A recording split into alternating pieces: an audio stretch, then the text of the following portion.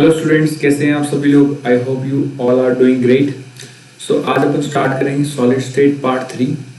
Right, last lecture में हम लोगों ने कवर कर लिया था, डिफेक्ट्स की बात कर ली थी, है ना। डिफेक्ट्स को दो पार्ट में डिवाइड करा था, कौन कौन से, स्टोइकोमेट्रिक एंड नॉन स्टोइकोमेट्रिक। देखते हैं वो अभी। तो लेक्चर को स्टार्ट करने से पहले मैं अपने बारे में इंट्रोडक्शन देना चाहूँगा। My name is Karan and I have done my MSc chemistry from IIT Delhi। And if I talk about what exams I have qualified IIT JAM, CSIR, JRF, GATE and TIFR with top ranks। तो बेटा prep live के बारे में अगर मैं आपको बताना चाहूँ तो प्रेप लाइव बेटा डिजिटल प्लेटफॉर्म है जो स्टूडेंट्स को JEE Mains, JEE advance, NEET जैसे एग्जाम्स के लिए प्रिपेयर करवाता है। और हमारे पास केमिस्ट्री ही नहीं, बायोलॉजी, फिजिक्स, इंग्लिश, इन सब सब्जेक्ट्स के भी ट्यूटर्स अवेलेबल हैं। इसमें आपको पढ़ा रहे हैं, आप जाइए उनको देखिए और चैनल को सब्सक्राइब कीजिए और बेल आइकन को दबाइए ताकि आपको नोटिफिकेशन मिलते रहे साथ साथ और आपकी जेई और नीट की प्रिपरेशंस अच्छी चलती रहे। तो बेटा इन लिंक्स से जुड़ जाइए। This is for YouTube and this is for Telegram and this is for Facebook. This is our website. So let's start solid state part 3। Right, if I talk about the last lecture, तो जिन students ने last lecture मेरा देखा नहीं है तो जाके देखिए उसको। वहां पे अपन ने डिफेक्ट्स की बात की थी ना। डिफेक्ट्स को दो पार्ट में डिवाइड करा था, कौन कौन से, stoichiometric and non stoichiometric. Right, फिर अपन ने स्टोइकोमेट्रिक को चार पार्ट में डिवाइड करा था, कौन से, Frenkel, Schottky, right, then vacancy and interstitial.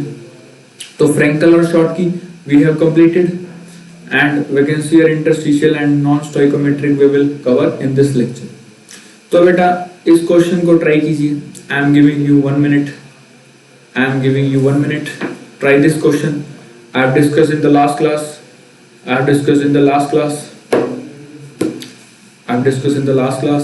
which of the following compounds will show both Schottky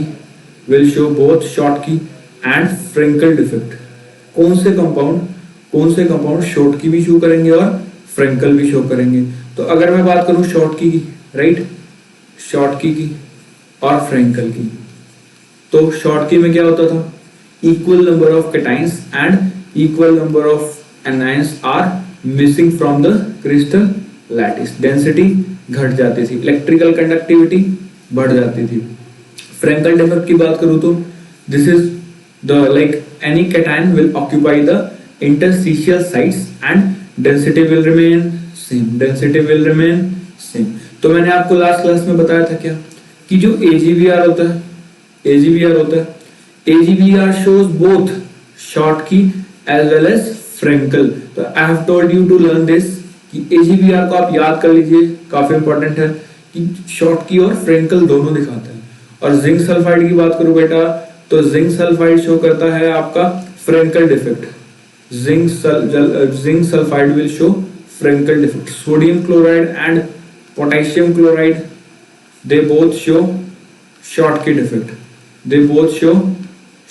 defect. Right, तो अगर आप ये क्वेश्चन नहीं कर पा रहे हैं तो गो वॉच दैट लेक्चर और then you will be able to do this question. तो चलिए, I have also discussed this in the last lecture. You can check your concept if you can do this, then your concept is clear। So I have told you the relation between density, Z, mass and edge length। The relation was D equals Zm Na into Aq। right? तो बेटा Z क्या था, effective number of atoms, right? M क्या था, molar mass। M was molar mass of any substance। Generally अपन इसको gram पर मोल में लेते हैं, है ना। Na क्या था, Na was Avogadro's number, right? And A was edge length, right? अब क्वेश्चन में क्या बोल रहा है, he has mentioned that copper has FCC unit cell, copper face centered cubic unit cell बनाता है, right? तो उसका इफेक्टिव नंबर ऑफ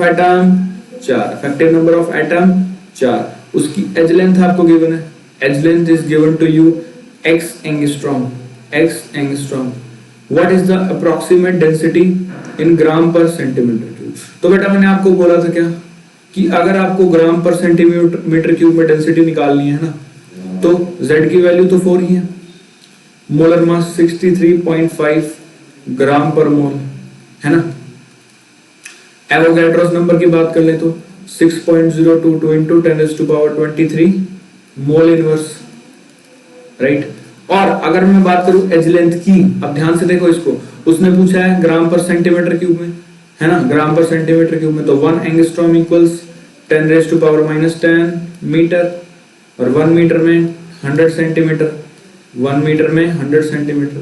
तो अगर मैं बात करूं ए क्यूब, मेरी एज लेंथ क्या आ गई 10⁻8 मीटर क्यूब सेंटीमीटर, तो ए क्यूब क्या हो गया 10⁻24 सेंटीमीटर क्यूब। तो put this value 10⁻24 centimetre cube, then your mole inverse will be cancelled, and you multiply this, solve this, and your answer will come out to be 422 upon x cube, 422 upon x cube। यहाँ पर x भी था ना, यहाँ पे आगे x भी था, तो आप यहाँ पे x भी कर लीजिए, 422 अपॉन x क्यूब, राइट। तो अपन ने शॉर्ट की और फ्रैंकल तो कवर कर लिया था, है ना। तो एक बात ध्यान रखनी है बेटा, क्या, इट्स वेरी इंपॉर्टेंट, क्या, कि जो शॉर्ट की और फ्रैंकल था, शॉर्ट की और फ्रैंकल में हमने जो बात की थी वो सिर्फ किसकी बात की थी, आयनिक सॉलिड्स की। We were talking about ionic solids, वहां पे अपन ने आयन लिए थे ना, NaCl लिया था, KCl लिया था, जिंक सल्फाइड लिया था। और वैकेंसी डिफेक्ट की अगर बात करें तो वैकेंसी और इंटरस्टिशियल डिफेक्ट्स जो होंगे वो आपके कौन से होंगे, नॉन आयनिक सॉलिड्स के लिए। नॉन आयनिक सॉलिड्स के लिए कौन कौन से होंगे बेटा, वैकेंसी एंड इंटरस्टिशियल। इसकी बात करेंगे अभी कंटिन्यू करेंगे इसको। देखो बेटा, तो वैकेंसी का मतलब क्या है, मीनिंग ऑफ वैकेंसी मींस खाली जगह, राइट। अब ये कोई नॉन आयनिक सॉलिड था, है ना, नॉन आयनिक सॉलिड के एटम्स प्रेजेंट थे, तो अब अगर वो एटम अपनी पोजीशन छोड़ के बाहर चले गए, these atoms left their position, तो अगर इन एटम्स ने अपनी पोजीशन लेफ्ट कर दी तो इस डिफेक्ट को क्या बोलेंगे अपन, this defect is called as vacancy defect. तो मैं क्या लिख सकता हूं, in non ionic solids when constituent particles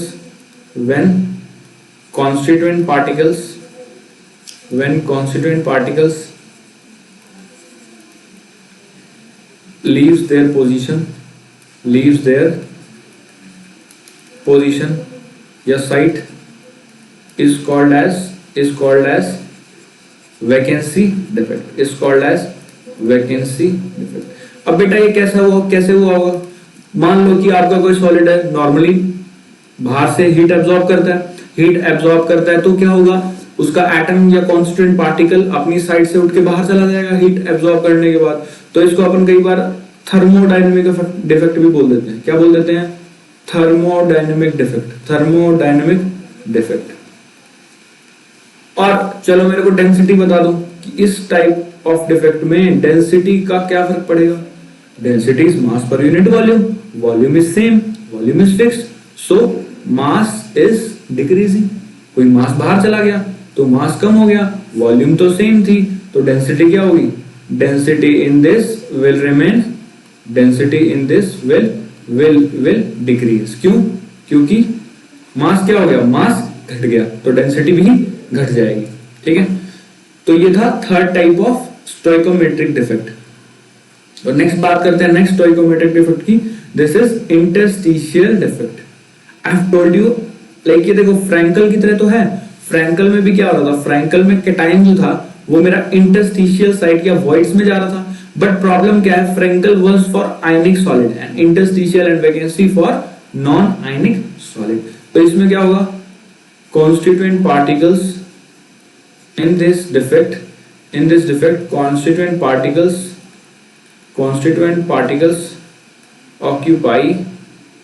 occupy the interstitial constituent particles occupy the interstitial sites constituent particle interstitial sites को ऑक्यूपाई कर लेंगे, है ना। और इसकी अगर मैं बात करूं डेंसिटी की, if I talk about the density, तो क्या होगा बेटा डेंसिटी, देखो मास बाय वॉल्यूम, वॉल्यूम भी सेम है, मास भी सेम है, तो डेंसिटी पर कोई इफेक्ट नहीं पड़ेगा, यानी there is no effect on density, no effect on density, density पर कोई फर्क नहीं पड़ेगा। शॉर्ट की में क्या हो रहा था, डिक्रीज हो रही थी, क्यों, क्योंकि कैटायन और आयन चले गए थे। फ्रेंकल में सेम था, क्योंकि कोई गया नहीं था इंटरस्टिशियल में ऑक्यूपाई करा था। वैकेंसी में डिक्रीज हुआ था, इंटरस्टिशियल में भी सेम रहेगा, क्यों, क्योंकि कोई पार्टिकल बाहर तो गया नहीं है। तो चलिए बात कर लेते हैं नॉन स्टोइकोमेट्रिक डिफेक्ट की, राइट, नॉन स्टोइकोमेट्रिक डिफेक्ट की। तो इन दिस डिफेक्ट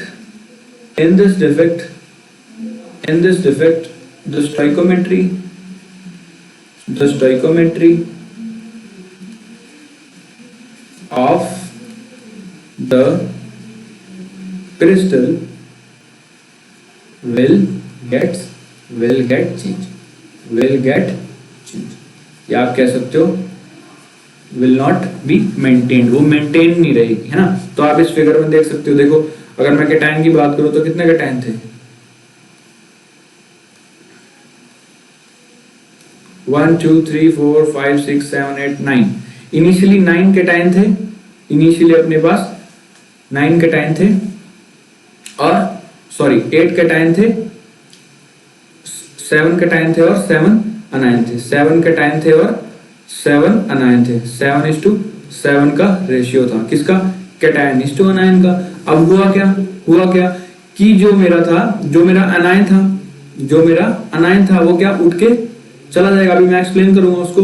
तो बेटा क्या होगा, स्टोइकोमेट्री क्या रहेगी, स्टोइकोमेट्री आपकी चेंज हो जाएगी, स्टोइकोमेट्री आपकी चेंज होगी, यानी इस टाइप ऑफ डिफेक्ट में जो अगर मैं बात करूं stoichiometry will get change, right. अब इसको समझना ध्यान से, होता क्या है in this type of defect, what will happen, ध्यान से देखना। हम क्या करते हैं, व्हाट वी विल डू, अपन क्या करते हैं, NaCl का एक क्रिस्टल लेते हैं, we take the crystal of NaCl का एक क्रिस्टल लेते हैं, तो फिर उसको क्या करते हैं अपन, उसके ऊपर से सोडियम वेपर पास कराते हैं, क्या पास कराते हैं, सोडियम वेपर क्या कराते हैं अपन, सोडियम वेपर पास कराते हैं। तो अगर अपन सोडियम वेपर इसके ऊपर पास कराते हैं, सोडियम वेपर पास कराएंगे तो क्या होगा, ध्यान से देखना, ऑब्जर्वेशन मैं आपको बता रहा हूं, फिर मैं आपको एक्सप्लेनेशन दूंगा।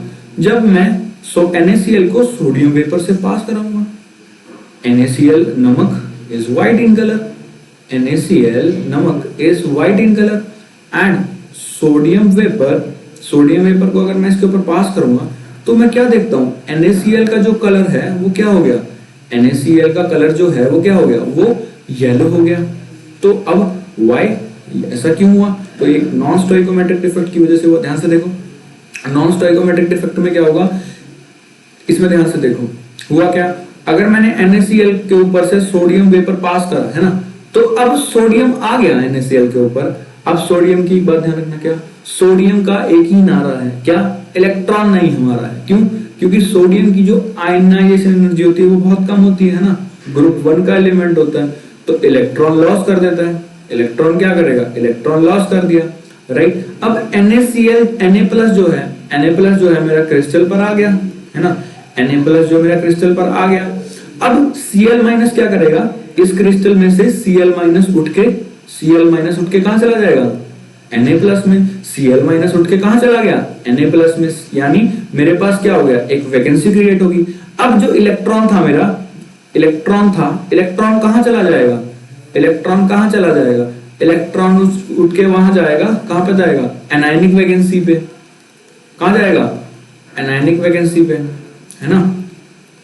तो अगर एनायनिक वैकेंसी पे इलेक्ट्रॉन गया और अगर इलेक्ट्रॉन आ गया यहाँ पे, तो इसको अपन बोलते हैं F सेंटर, क्या बोलते हैं, F सेंटर। और इन्हीं F सेंटर्स की वजह से कलर का, this F centres are responsible for the production of colours in NaCl।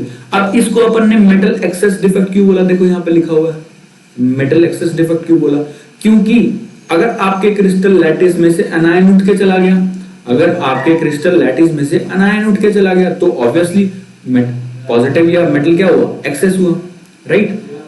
तो यानी नॉन स्टोइकोमेट्रिक डिफेक्ट में सबसे पहला क्या था, metal excess defect due to anionic vacancy. उसमें क्या हुआ था, NaCl को जब मैंने सोडियम वेपर से हीट करा तो सोडियम ने इलेक्ट्रॉन लूज करा और Na+ बना। Na+ किसको खींच लेगा, Cl- को खींच लेगा, तो साइड क्या वैकेंट हो जाएगी, अनायनिक वैकेंसी चली खाली हो जाएगी। अब वो जो इलेक्ट्रॉन था, इलेक्ट्रॉन मेरा किसमें चला जाएगा, इलेक्ट्रॉन चला जाएगा मेरे अनायनिक वैकेंसी में, अनायनिक वैकेंसी में चला गया। अगर वो अनायनिक वैकेंसी में चला जाता है तो उसको अपन क्या बोलते हैं, अब अपन उसको क्या बोलते हैं, एफ सेंटर्स। क्या बोलते हैं, एफ सेंटर्स। तो इसमें एक और पॉइंट याद रखना काफी इंपॉर्टेंट है, क्या कि electrical neutrality, electrical neutrality, electrical neutrality हमेशा और हमेशा क्या रहेगी, सेम रहेगी। यानी जितने पॉजिटिव आप गिन लो इस फिगर में, जितने पॉजिटिव पहले थे उतने नेगेटिव बाद में, मतलब crystal will be electrically neutral. आप इस एग्जांपल को भी नोट कर लो, this is given in NCERT. क्या, जब अपन KCl को पोटेशियम वेपर्स के साथ हीट करते हैं तो क्या होता है, KCl जो जनरेट होता है जनरली वो वायलेट कलर का होता है, डीप वायलेट कलर का होता है। इसको अपन लाइलैक कलर भी बोलते हैं। क्या बोलते हैं, लाइलैक कलर। लाइलैक कलर किसकी वजह से होगा, due to the presence of F centres. अब एक बात ध्यान रखना, आगे मैं डिस्कस करूंगा कि अगर ये इलेक्ट्रॉन मेरे इंटरस्टिशियल साइड पे प्रेजेंट है तो वो एफ सेंटर नहीं कहलाएगा, वो एफ सेंटर नहीं कहलाएगा। तो नेक्स्ट क्या है, अब देखो मेटल को अपन ने एक्सेस किया है ना, मेटल को एक्सेस किया था लास्ट डिफेक्ट में, तो अपन उसको दो तरीके से एक्सेस कर सकते हैं मेटल को।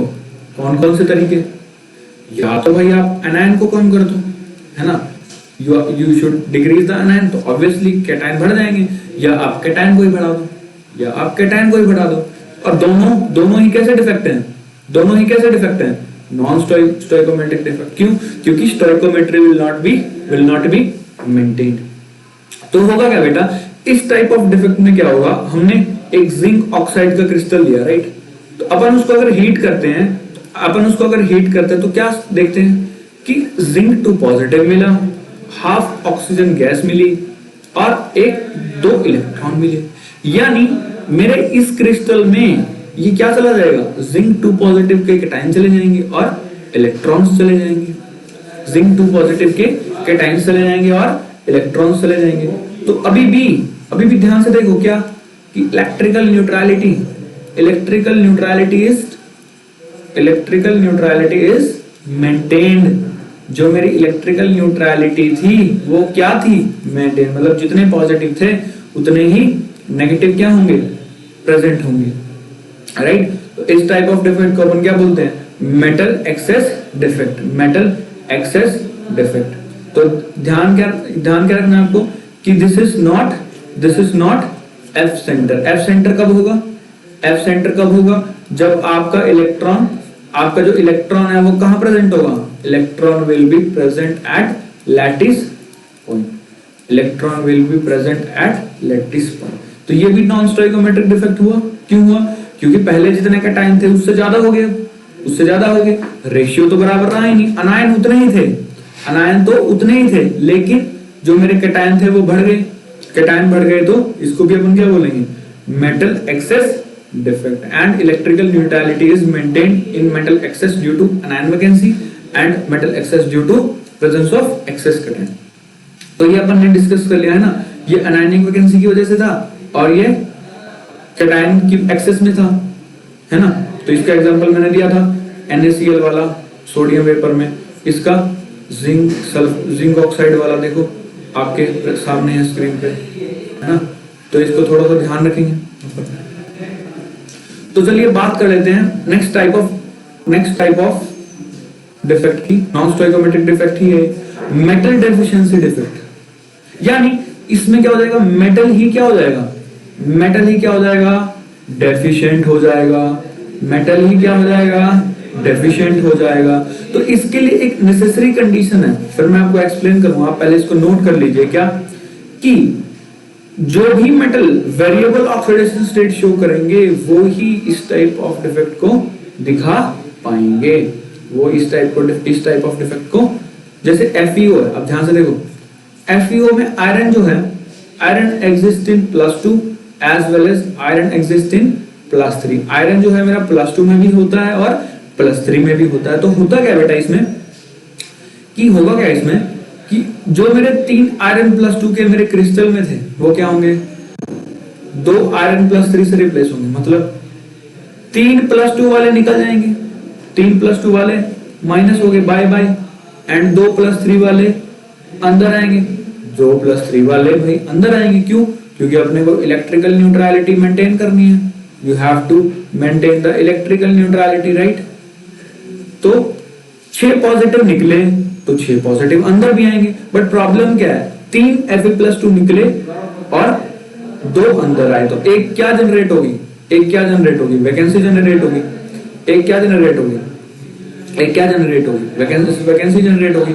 तो अपन ने क्या कर दिया, क्रिस्टल में मेटल की डेफिशिएंसी कर दी, यानी जिस डिफेक्ट में मेटल की डेफिशिएंसी हो उसको अपन क्या बोलते हैं, मेटल डेफिशिएंसी डिफेक्ट। तो अगर मैं आपसे पूछूं, आप मेरे को बता सकते हो कि जिंक ऑक्साइड शो करेगा, SnO, Na, NiO, इनमें से कौन शो करेगा, मेटल डेफिशिएंसी डिफेक्ट। अब ध्यान से देखो, इसमें जिंक ऑक्साइड में zinc oxidation state, zinc is present in +2 oxidation state, right. So zinc का तो वेरिएबल होता नहीं है, जिंक का तो वेरिएबल होता नहीं है, तो zinc oxide will not show this defect. Tin की बात करूं, +2, this is 14 group element, right. तो टिन +2 भी करता है, +4 भी करता है। लाइक स्टेबिलिटी ऑफ +2 ज्यादा होती है due to inert pair effect, आपने पढ़ा भी होगा क्लास 11th में। बट हाँ कि इसके वेरिएबल तो शो करेगा, ये शो करेगा। तो SnO कर सकता है। NiO की बात करो तो निकल 2 होता है, राइट, और +4 भी होता है, तो निकल oxide will also show metal deficiency defect. तो SnO भी करेगा, NiO भी करेगा, और FeO तो करेगा ही करेगा, क्योंकि आयरन के भी +2 और +3 वेरिएबल ऑक्सीडेशन स्टेट एग्जिस्ट करते हैं। तो इस टाइप का सवाल पूछा जाता है ना, मैं एक करा रहा हूं, बाकी आप खुद से प्रैक्टिस करना, you will able to do. देखो ध्यान से क्वेश्चन को पढ़ो क्या है, find the ratio of Fe+2 and Fe+3।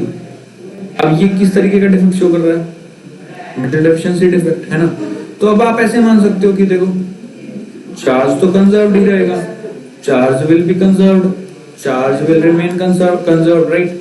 तो अगर मेरे ऑक्सीजन के -200 थे, तो आयरन के भी टोटल चार्ज +200, आयरन के भी टोटल चार्ज +200। तो मैं ऐसे कर सकता हूं, ऐसे कर सकता हूं मैं इसको,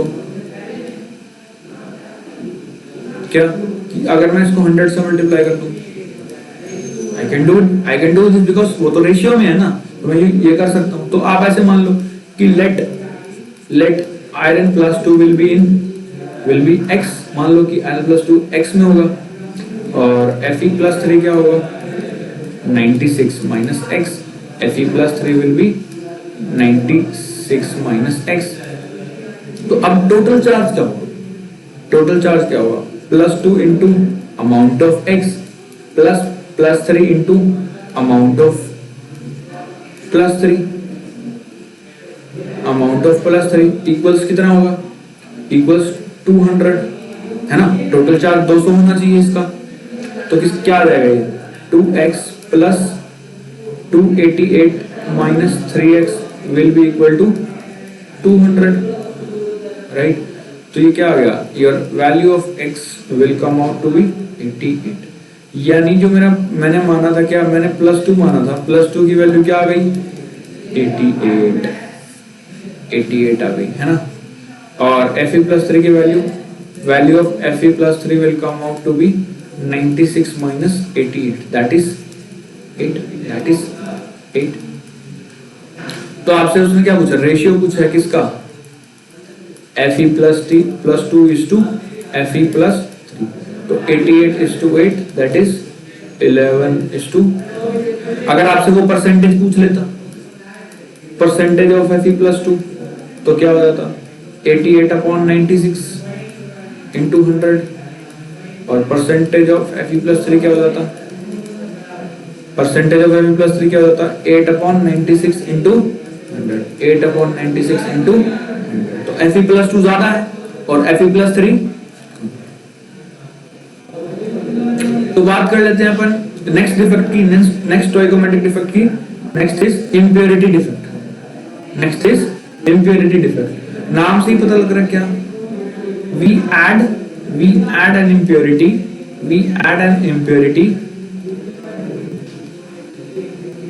in the pure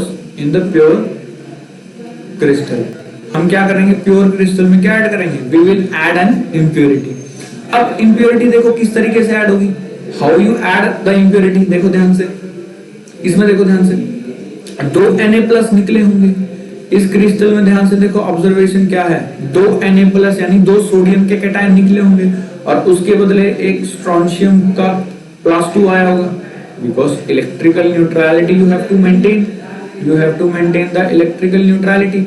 अगर आप इलेक्ट्रिकल न्यूट्रलिटी को मेंटेन करोगे तो 2 सोडियम के बदले एक स्ट्रोंशियम +2 आएगा, राइट।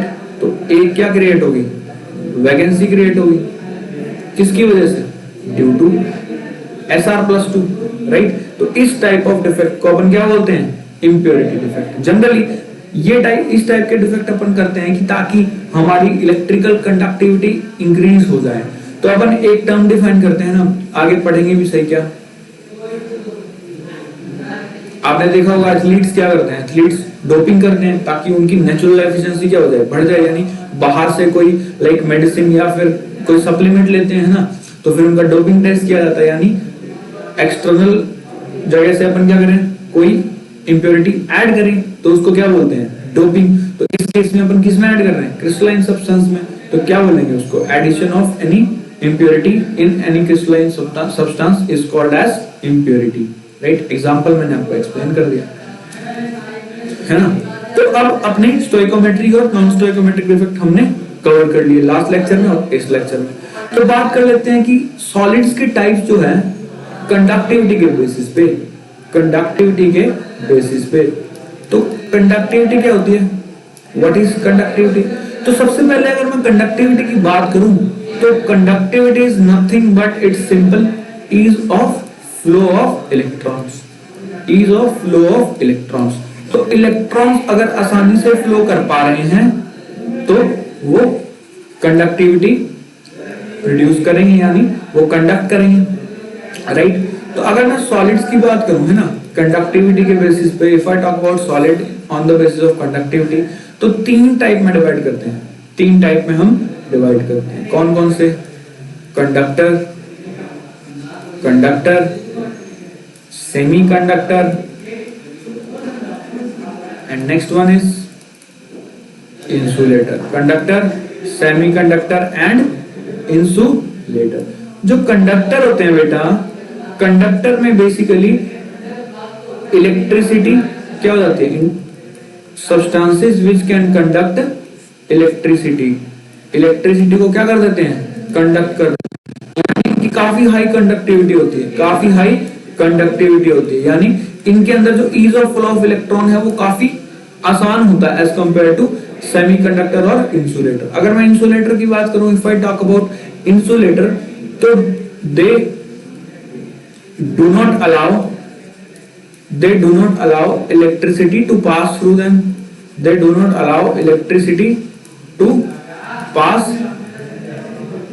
देम, ये अलाउ ही नहीं करेंगे कि इलेक्ट्रिसिटी पास हो जाए मेरे सब्सटेंस में, दे विल नॉट अलाउ। यानी इनकी जो इलेक्ट्रिकल कंडक्टिविटी है, काफी लो होगी, बेहद लो होगी इनकी इलेक्ट्रिकल कंडक्टिविटी, है ना। अब सेमीकंडक्टर, है ना, तो सॉलिड्स का अपन ने 3 पार्ट में डिवाइड करा, conductor, semiconductor and insulator. Conductor की कंडक्टिविटी काफी ज्यादा, इंसुलेटर की कंडक्टिविटी बेहद कम। सेमी का मतलब क्या होता है, हाफ, आधा कंडक्टर, यानी हुज कंडक्टिविटी, इसकी जो कंडक्टिविटी है, conductivity lies between insulator and conductor. यानी इसकी जो वैल्यूज है बेटा वो लाई करेंगी किस किस के बीच में, कंडक्टर और इंसुलेटर के बीच में। तो सॉलिड्स को अपन ने तीन पार्ट में डिवाइड कर लिया, conductor, semiconductor and insulator. Conductor की कंडक्टिविटी काफी ज्यादा, सेमीकंडक्टर की कंडक्टिविटी बेहद कंडक्टर और इंसुलेटर के बीच में, और इंसुलेटर की कंडक्टिविटी काफी कम, यानी ease of flow of electron होगा ही नहीं इसमें, ease of flow of electron होगा ही नहीं इसमें, है ना। तो बात कर लेते हैं कि जो ये कंडक्टिविटी मैंने बोला आपको, कंडक्टिविटी में मैंने बोला वो एक बेसिस पर बोला, क्या, बैंड थ्योरी ऑफ सॉलिड्स के बेसिस पे, बैंड थ्योरी ऑफ सॉलिड्स के बेसिस पे। काफी इंपॉर्टेंट है, इससे सवाल बोर्ड्स में भी आता है और जेईई और नीट में भी आ जाता है।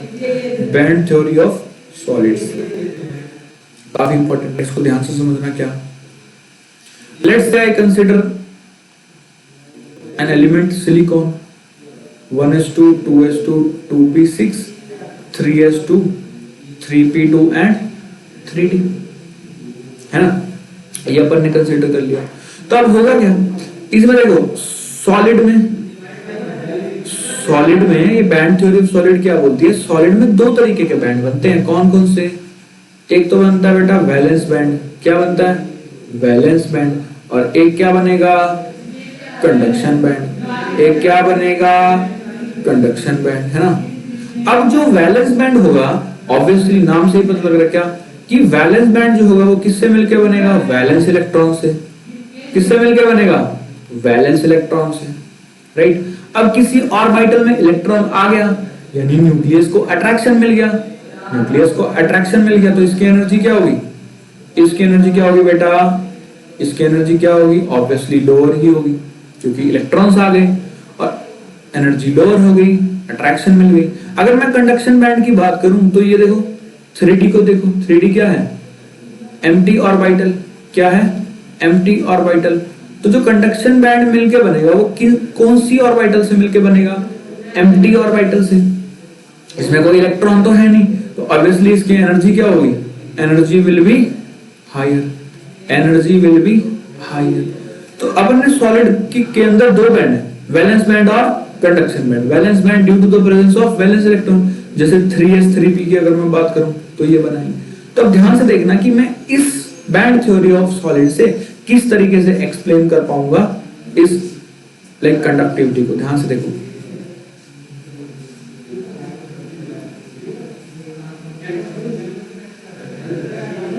अगर मैं कंडक्टर की बात करूं, नीचे क्या होगा बेटा, अभी मैंने बताया वैलेंस बैंड की एनर्जी कम होगी, वैलेंस बैंड की एनर्जी कम होगी, और कंडक्शन बैंड की एनर्जी, कंडक्शन बैंड की एनर्जी, कंडक्शन बैंड की एनर्जी ऑब्वियसली भाई हाई होगी ना, एनर्जी इसकी कम होगी। तो अब वैलेंस बैंड में इलेक्ट्रॉन्स हैं, है ना, और इसके जो गैप को बोलते हैं gap between valence band and conduction band is called as forbidden gap. क्या बोलते हैं इसको, फॉरबिडन गैप। वैलेंस बैंड और कंडक्शन बैंड के बीच में जो गैप होगा उसको क्या बोलेंगे, फॉरबिडन गैप।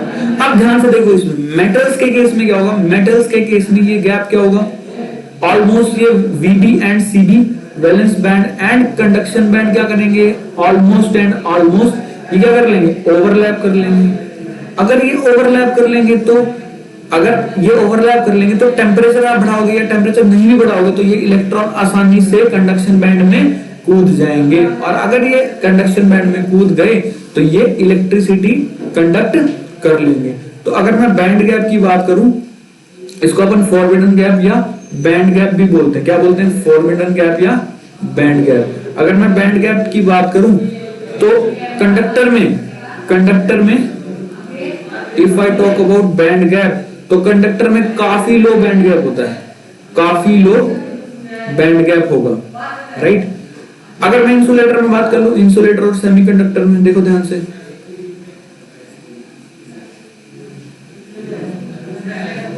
देखो ध्यान से, ये वैलेंस बैंड था, ये कंडक्शन बैंड था, है ना।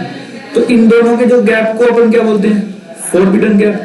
क्या बोलते हैं, फॉरबिडन गैप, राइट। क्या बोलते हैं, फॉरबिडन गैप। तो इंसुलेटर के केस में, in case of insulator, the gap between valence band and conduction band काफी ज्यादा होगा।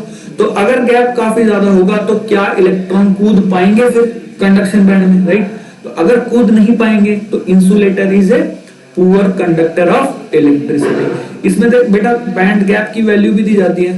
बैंड गैप की वैल्यू लगभग 5 इलेक्ट्रॉन वोल्ट या से बराबर या उससे ज्यादा। इस बैंड गैप होने की वजह से ये इलेक्ट्रॉन कंडक्शन बैंड में नहीं जा पाता। कंडक्शन बैंड में नहीं जा पाएगा तो इलेक्ट्रिसिटी कंडक्ट नहीं करेगा। अगर मैं डायमंड की बात करूं, डायमंड का बैंड गैप 5 इलेक्ट्रॉन वोल्ट से ज्यादा होगा, होता भी है। क्यों? क्योंकि diamond is poor conductor of electricity, right. तो अपन बात कर ले सेमीकंडक्टर की, है ना। तो अपन ने बैंड थ्योरी में 2 टाइप के बैंड पढ़े, कौन कौन से? Conduction band and valence band. Valence band किसकी वजह था? वैलेंस इलेक्ट्रॉन की वजह से। कंडक्शन बैंड एम्प्टी ऑर्बिटल्स की वजह से, है ना। तो वैलेंस बैंड किससे मिलकर बना था? वैलेंस इलेक्ट्रॉन की वजह से। तो अपन ने 3 पार्ट में देख लिया क्या कि इंसुलेटर में वैलेंस बैंड और कंडक्शन बैंड काफी ज्यादा होगा, क्योंकि इलेक्ट्रॉन कूद नहीं पाएंगे। इलेक्ट्रॉन कूद नहीं पाएंगे तो वो पुअर कंडक्टर ऑफ इलेक्ट्रिसिटी होंगे, राइट। लेकिन अगर मैं बात करूं कंडक्टर में, वैलेंस बैंड और कंडक्शन बैंड में तो गैप कम है। गैप कम है तो क्या होगा? गैप कम है तो इलेक्ट्रॉन कूद जाएंगे। इलेक्ट्रॉन कूद जाएंगे तो इलेक्ट्रिसिटी कंडक्ट कर लेंगे। सेमीकंडक्टर में बात करूं, सेमीकंडक्टर तो दोनों के बीच में लाई करता है। Semiconductor lies between conductor and insulator, है ना। तो इसका जो वैलेंस बैंड होगा और इसका जो कंडक्शन बैंड होगा, इसका जो वैलेंस बैंड होगा और इसका जो कंडक्शन बैंड होगा, उसका जो गैप होगा बेटा वो लगभग 3 इलेक्ट्रॉन वोल्ट या उससे कम होगा, है ना। मतलब अगर इलेक्ट्रॉन जाना जाए, आप टेम्परेचर बढ़ाओगे तो इलेक्ट्रॉन वैलेंस बैंड से कंडक्शन बैंड में जा सकते हैं, है ना। इंसुलेटर में तो बेहद मुश्किल है क्योंकि गैप काफी ज्यादा है, और कंडक्टर में काफी आसान है क्योंकि ओवरलैप ही हो रखे हैं। सेमीकंडक्टर में क्या है, इलेक्ट्रिकल कंडक्टिविटी बीच में होती है ना। अगर आप बढ़ाना चाहो तो टेम्परेचर से बढ़ा सकते हो। टेम्परेचर बढ़ाओगे तो इलेक्ट्रॉन्स क्या होंगे? कूद जाएंगे, है ना। I hope like you have like आपको आ गया होगा समझ में। तो डिफेक्ट अपन ने इस लेक्चर में क्या कवर करा? डिफेक्ट कवर कर लिया, है ना। फिर defect stoichiometric and non stoichiometric defect, 4 part के स्टोइकोमेट्री थे, नॉन स्टोइकोमेट्री भी हमने कवर कर लिया। फिर हमने देखा कि कंडक्टर, इंसुलेटर एंड सेमीकंडक्टर में फर्क क्या होता है कंडक्टिविटी के बेसिस पे। और काफी इंपॉर्टेंट बैंड थ्योरी भी हमने देख ली कि फॉरबिडन गैप सबसे कम किसमें होगा? कंडक्टर में, सबसे ज्यादा इंसुलेटर में एंड सेमीकंडक्टर में। तो बैंड गैप क्या होगा? दोनों के बीच में होगा, है ना।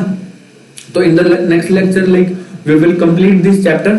सो आप पढ़ते रहिए, जुड़े रहिए हमारे साथ। Take care, bye bye. इस वीडियो को लास्ट तक देखने के लिए थैंक यू। अगर आपको वीडियो पसंद आया है तो इसे लाइक और शेयर करें।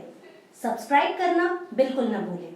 अगर आपको कोई डाउट है तो कमेंट सेक्शन में उसे लिखें, हम जल्दी ही उसका रिप्लाई देंगे।